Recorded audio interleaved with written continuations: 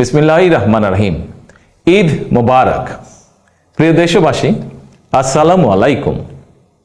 ত্যাগ, তাকওয়া আর সংযমের শিক্ষা দিয়ে বিদায় নিয়েছে পবিত্র মাহে রমাদান।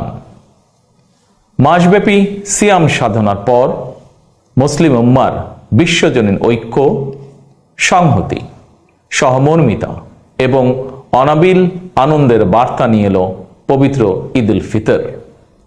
প্রতিটি ঘরে, প্রতিটি পরিবারে ঈদ আনন্দ পৌঁছে যাক সকলের তরে।